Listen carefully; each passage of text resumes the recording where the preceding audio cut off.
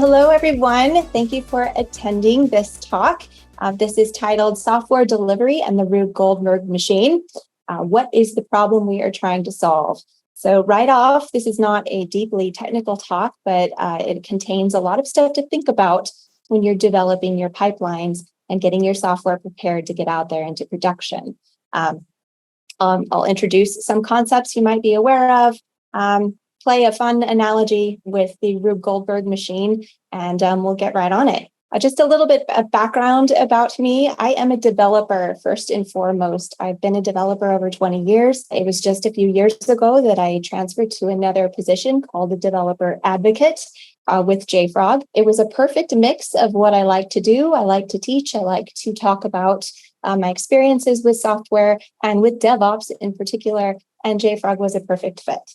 I am also a Java champion. Java is my primary language and primary background, although I rarely meet a Java developer these days that doesn't have their hands in something else. So I have other experiences as well. I'm a Docker captain, which in this cloud native world, it has been an advantageous title to get. I deal a lot with containers and how to build them, how to launch them, all of that. You can reach me at any time at my Twitter account. My DMs are open, or you can find me on LinkedIn to follow me. Moving on, in reference to the title of this talk, I'm going to make an analogy. If I'm going to make an analogy like this, I can't help but share some trivia about Rube Goldberg machines. It's a pretty easy internet search. They're very popular. But for anyone who's not familiar, a Rube Gold machine is a ridiculously complex and inefficient machine, usually composed of a high number of moving parts that sets out to achieve a simple goal. I've seen these everywhere. I think even at an airport in one of my travels, I ran across a Rube Goldberg machine that was mounted on a wall, and it was pretty relaxing to sit there and watch all of the interactions happening between all of the pieces. Rube Goldberg was a Pulitzer Prize-winning inventor, innovator, and cartoonist. That's what made these namesake machines popular, was through his cartoons.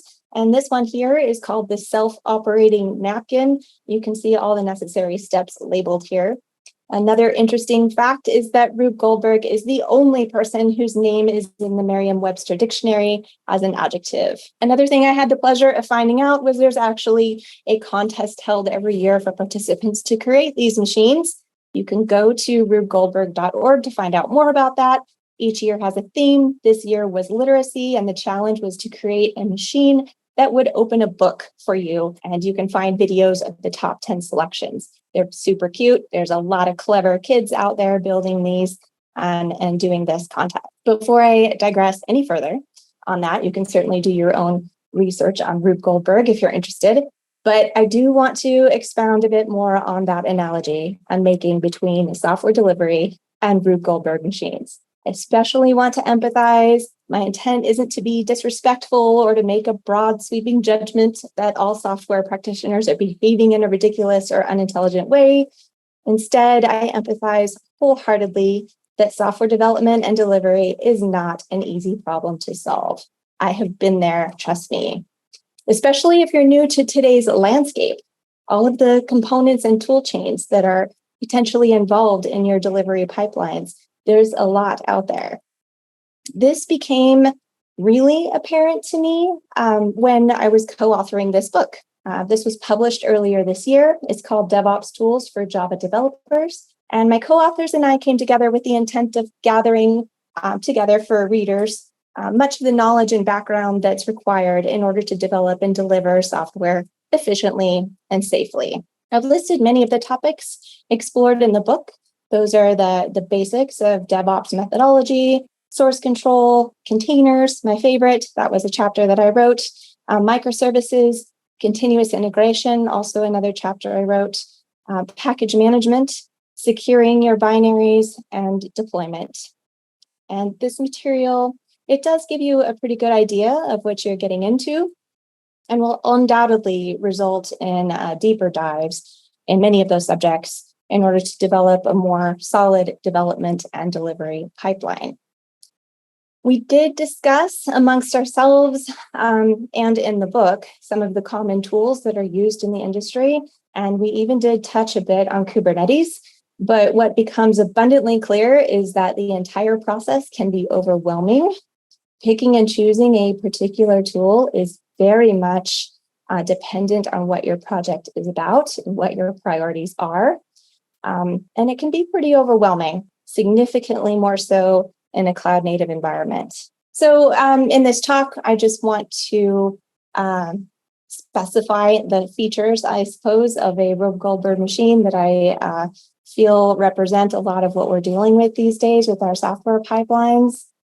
These are some similar characteristics I think of when I'm building my own pipelines and with Rube Goldberg machines. And the first one is that there are a lot of moving parts. The second is they can actually be pretty inefficient.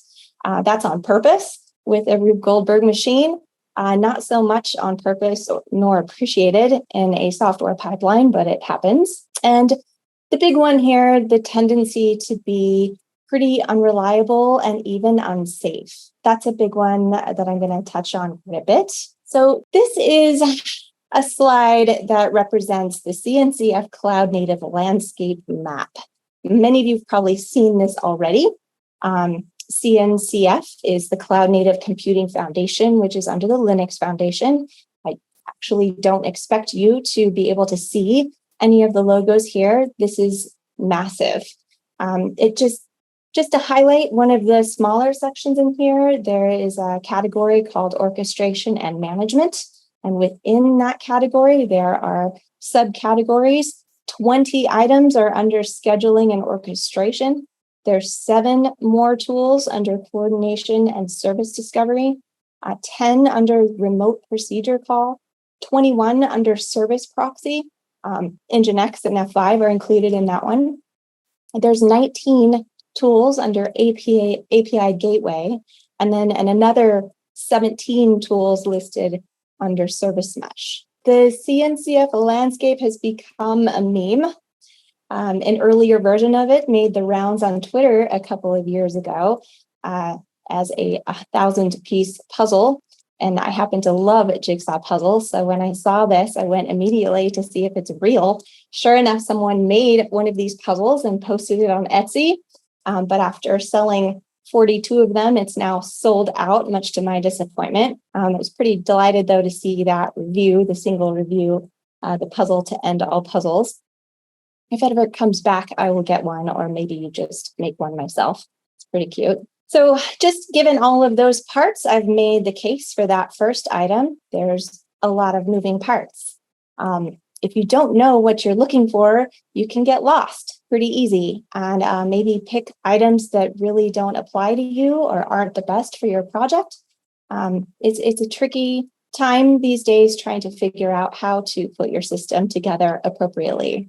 So if you are new to this landscape, it is going to take a while for you to find your place, and that is a reasonable expectation.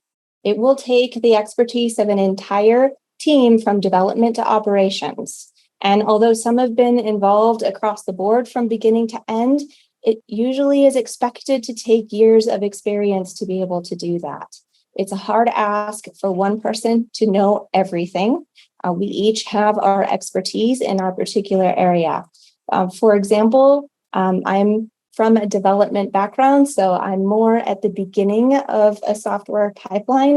My expertise is more in continuous integration, actually developing, writing the code to begin with, dealing with dependencies, things like that. When you get further to the end of the pipeline, dealing with operations, I generally hand that expertise to a teammate who I know will do the responsible things and make sure that our software is out there and reliable and secure. This is one of the biggest misconceptions about the DevOps methodology that I come across all the time. And it is that idea that a single person should know in depth all of the stages of a pipeline. Now, I'm very familiar with the personalities of developers. I am one myself, so I understand the desire to get in and try to understand every little piece and how it works and get in deep. But there really is only so far you can go and still remain efficient on your team. So It is important to have awareness, yes, but it's also more effective to have a team that works and communicates together and trusts each other in each other's expertise. Just as I wouldn't expect an operations person to make a code change in Java code and commit it, I wouldn't expect they would appreciate me to make a configuration change without communicating that and committing that. So above all, just know that you will make mistakes, but the important part is to learn from them and continuously evaluate your solutions as you go along. Here's another Rube Goldberg machine that made me laugh. It uses a drill to press the space bar on a typewriter. This one actually reminds me of something very specific with software delivery pipelines, especially. One of the more interesting phenomena that I encounter most when I look at other pipelines that have been developed is that there is usually some software or tools that are used in ways that were unanticipated. Or unexpected, maybe some ways that were unintended by the creators and designers. I know I've run into a ton of shell scripts that are pretty interesting in how they're designed and how they function. But anyway, the use of these machines, they can be due to use of these tools can be due to a number of factors. One is just the lack of due diligence when evaluating a tool for use. Or an attachment to a beloved tool and a desire to make it be a one-stop shop or a one fix for everything. The other could be the development of a pipeline ad hoc, maybe a lack of planning or agreement with the team on what actions are required and where. Perhaps the unavailability of a specific required feature, either because the team doesn't know where to look, they haven't found the right tool, or they aren't allowed to use tools that they like. Maybe the solutions available have licensing issues or other corporate restrictions on their use. These are all common reasons, but regardless of why, this can cause an assortment of issues. One of these is that you end up with glue code that can be a maintenance nightmare. An example is glue code that provides compatibility between two different tools that might make sense at the time. Think of your general shell script or messaging software, but then an update to either tool breaks that glue code, and that can be burdensome to keep up with at times. Another is that projects or tools that originally had a specific focus, they become spaghetti code, they become unmanageable and bloated, and that's just honest, meaning, they mean the best, but it's just a response to perhaps community requests for features that are outside of their focus. And it could be that a different tool altogether would be better suited. And there's a ton to unpack there in that statement, especially when it comes to effectively meeting the needs of the community and open source projects.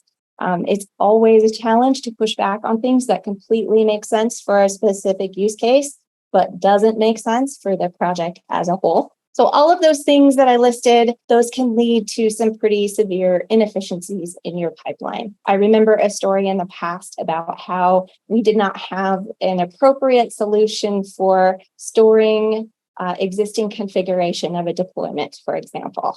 It at the time may have lived as a script on a personal machine. It may have lived different versions of this script, maybe on different production machines. That was kind of a mess. So through trial and error, thankfully, this was a small project and a lot of the team members were new. So it was a good opportunity to learn. We did figure out that, it's time to get configuration and source control. And when it comes to having to roll a change back, we need to be able to do that reliably. Okay, so there's one left, the tendency to be unreliable and unsafe. This one is actually pretty serious when it comes to pipelines. This is a slide that I often see in our corporate deck on the JFrog side. It's a detailed step-by-step of the software development lifecycle. It's super busy, but I like it because it does a good job of highlighting how overwhelming DevOps can be when you're presented with all of this stuff that's in the market. This space is just huge, and it's easy to get lost in that mix. But this whole process is an attempt to answer the questions: how do I build everything, test everything, and deploy everything? Where do dependencies come from? How do I keep everything secure? How do I include automation to increase efficiency and reduce human error? And as expected, there are quite a few products represented in here that handle artifact management and storage, distribution, and security scanning on packages. But this setup has some pretty strong integrations with other components and frameworks out there that you are likely already familiar with and using today. Some may be open source, some may not be.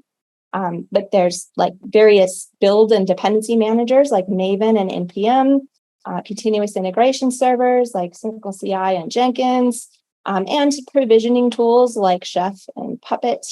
What this particular slide does not really address, though, is what needs to happen after deployment. That would include monitoring, troubleshooting production issues. So there's a whole nother side of this that isn't represented very well, even in this slide with all of these steps. So even if you've managed to cobble your system together with all of these parts, there are likely points that include that glue code that I spoke to you about earlier that handle various integrations between different tools. And this can lead to a measure of unreliability. And as a developer, I often hear the phrase happy path coding. Just like with happy path coding, you can easily end up with a happy path pipeline. Everything needs to behave just so in order for a successful end result. There's a ton involved in putting a full pipeline together, and I'd be remiss if I didn't mention the parts that are terribly unsafe if not protected. Between your source code and delivery of your product or deployment of your service, there are other places that you need to take extra care to protect your supply chain. And each of these red triangles here represent an opportunity for disruption. And as a developer, one that I focus on a lot is during the build itself. In a lot of the talks that I do, I focus on dependencies in particular, all of the pieces and parts of libraries and other artifacts that your code depends on. This aspect becomes even more important when using containers. And one of the most crucial areas to harden your build process is during continuous integration. You must ensure that the dependencies you're pulling in are exactly what you expect them to be. For example, they need to be an expected version. And you must also verify that you're using a trusted dependency and not a malicious package that happens to have a similar name, for example. So there we go. There's our last item, that tendency to be unreliable and unsafe. So what can be done? There's a lot of complaining, a lot of reminiscing about old times, all the trials and errors that had in the past or that you can encounter when building these pipelines, but you're probably wondering right now if there's any real solutions to these problems. And I do want to say there are tools out there to explore to help you with real case scenarios. And unfortunately, as overwhelming as it is, the CNCF landscape, for example, at least lists tools and categorizes them within groups that will be helpful to you. The industry right now is very ripe for real holistic solutions that solve the basic problems of continuously delivering and updating software, as well as monitoring and troubleshooting that software once it manages to land in production.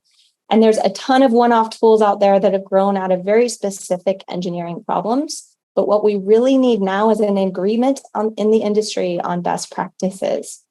And organizations are coming together to work on these issues. One important effort I share with you today is taking place right now between JFrog and NGINX that will harden and improve the MARA project. MARA, an acronym for Modern Application Reference Architecture, was announced last year at Sprint 2.0, and it's basically a framework for deploying any containerized application in a reliable and repeatable way. And this is just one example of organizations working together. I also want to mention the efforts happening lately with the CD Foundation. The CD Foundation is a sister organization to the CNCF. It also has a landscape map with a number of different associated tools, but it's not quite as overwhelming, and there is more of a limited focus on continuous delivery explicitly. Now is a good time to check that out, what they're doing with regard to interoperability and outlining best practices. There's a number of organizations involved in this right now. And one example of an interesting project that came out is CD Events. It spun out from the Interoperability Special Interest Group. And this is the beginning of a specification for receiving and emitting events from various tools in order to better support interoperability versus tight integration, which can be difficult to maintain. I'm going to leave you with some links to take a look at. There's, of course, the NGINX announcement of MARA 1.0. There is the landscape, the CNCF landscape, the CD Foundation landscape, as well as the CD Foundation community page. It lists information about the special interest groups I mentioned that include best practices and interoperability, as well as a few others. And then, of course, the JFrog community. There's lots of resources on DevOps topics in there, on security, etc. So please take some time, review these, harden your pipelines, make sure you're addressing not just the basic needs, but the things that need to be there in order to keep everything secure. Thank you for being here, everyone. If you have any questions at all, you can reach out to me at any time at my Twitter handle, Melissa J. McKay. I'll be posting regularly about the effort between NGINX and JFrog as well. So if you'd like to get involved in that and hear more, please follow me on Twitter, as well as get involved in some of the community projects out there, like the CD Foundation or the special interest groups. Thank you.